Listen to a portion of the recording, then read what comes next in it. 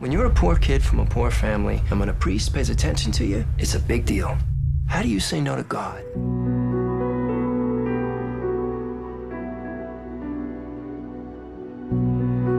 Es la historia que estremeció la ciudad de Boston desde sus cimientos, la que cuestionó a una de las instituciones más poderosas en todo el estado, la revelación del Boston Globe, que se adjudicó un premio Pulitzer e hizo mérito suficiente para llegar a la pantalla grande.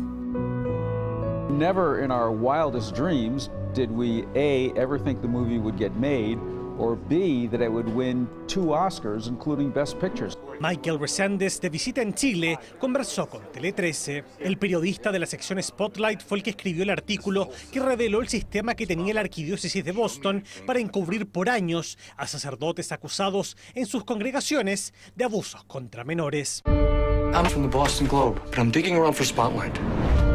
Spotlight's on this? Yeah, we're looking into it, but you gotta help me. El actor Mark Ruffalo fue el responsable de encarnar al inquieto reportero para la película.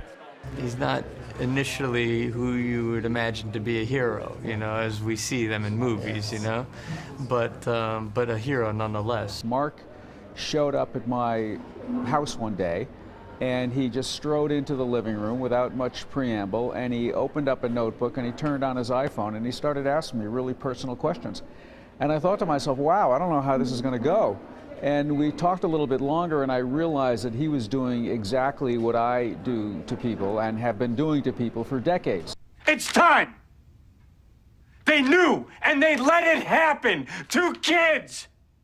Okay? It could have been you, it could have been me, it could have been any of us! It's mind-blowingly accurate. We can't believe they did it.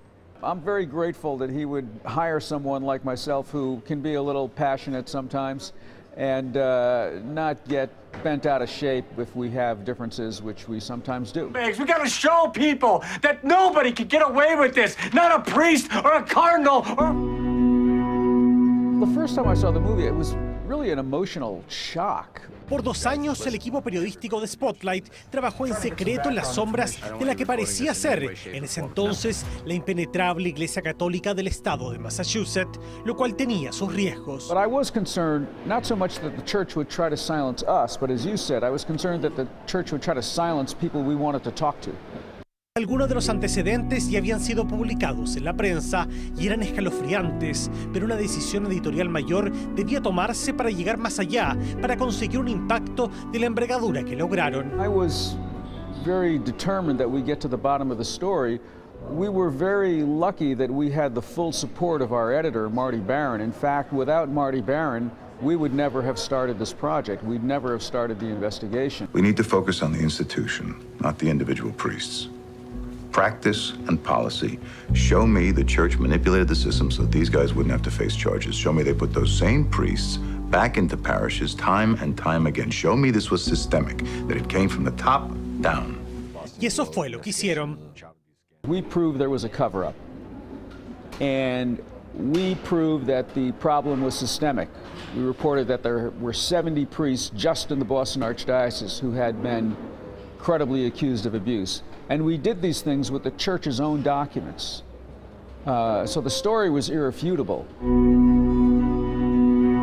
14 años más tarde, Rezendes reflexiona sobre los avances tras la publicación de Spotlight. Pope Francis visited the United States, and he congratulated the bishops for dealing with the issue of clergy sex abuse. And I think that surprised a lot of people because it's the bishops who covered up clergy sex abuse. So good to see you. Rezendes está en nuestro país como invitado internacional de la Escuela de Periodismo de la Universidad de Alberto Hurtado para entregar el Premio Periodismo de Excelencia en su versión 2016. Periodismo como el de Spotlight, que según él afirma, no puede desaparecer. I don't think democracy can work without investigative journalism. The only way a democracy works is if citizens have the information to make decisions.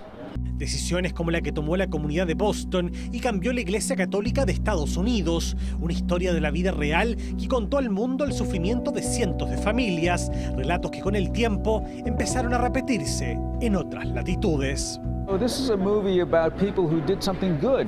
This is a movie about people who really changed the world in a good way.